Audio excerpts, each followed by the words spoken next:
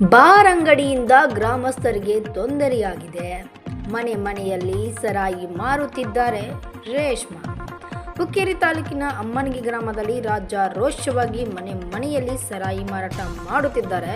ಇದನ್ನು ತಡೆಯಬೇಕು ಎಂದು ಇಲ್ಲಿನ ಗ್ರಾಮಸ್ಥೆ ರೇಷ್ಮಾ ಡಾಲಿ ಒತ್ತಾಯಿಸಿದ್ದಾರೆ. ಬುಧವಾರ ಸಂಜೆ ಬೆಳಗಾವಿಯಲ್ಲಿ ಸುದ್ದಿಗಾರರೊಂದಿಗೆ ಮಾತನಾಡಿದರು.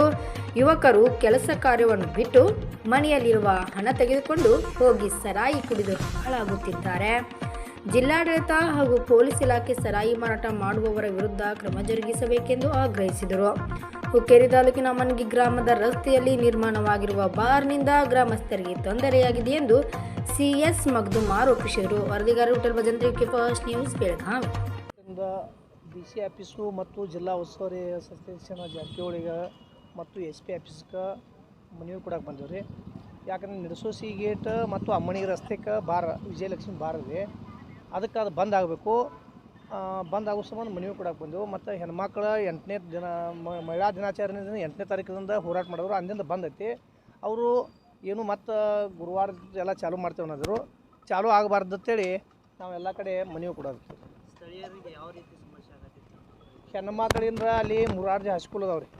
ಮುರಾರ್ಜಿ ಹೈಸ್ಕೂಲದಿಂದ ಮುಂದೆ ಹೈಸ್ಕೂಲ್ ಕಾಲೇಜ್ ಅದಾವೆ. ಹೊರದೇಶದಿಂದ ಹುಡುಗರು ಬಂದು ಅವು ಅಪ್ಪ ಸಾಲಿ ಕಲಿಯಕ್ಕೆ ಇಟ್ಟಿದ್ದಾರೆ.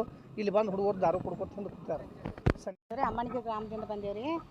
ನಮ್ಮ ಊರಾಗ ಬಾರ್ನು ಚಾಲೂ ಮಾಡಿದಾರೆ. ಸಣ್ಣ ಪುಟ್ಟನು ಎಲ್ಲ ಮನೆಗಳೊಳಗೆ ಸಾರಾಯಿ ಮಾರಾತಾರೆ. ಅದರಿಂದ ಎಲ್ಲ ಸಣ್ಣ ಮಕ್ಕಳೆಲ್ಲ ಯುವಕರೆಲ್ಲ ತೀರ್ಕೊಳತ್ತಾರ ರೀ. 26, 30, 31 ವಯಸ್ಸಿನವರೆಲ್ಲ ತೀರ್ಕೊಳತ್ತಾರ ರೀ. ಈಗ 1-2 ತಿಂಗಳೊಳಗೆ 6 ಜನ ತೀರ್ಕೊಂಡಾರ ರೀ. ಕಾಲೇಜ್ ಮಕ್ಕಳು ಎಲ್ಲ ಭಾಳ ಕುಡಿಯೋದಾರ ರೀ. 8th 9th ಹುಡುಗರ್ನು ಕುಡಿಯತ್ತಾರ ರೀ.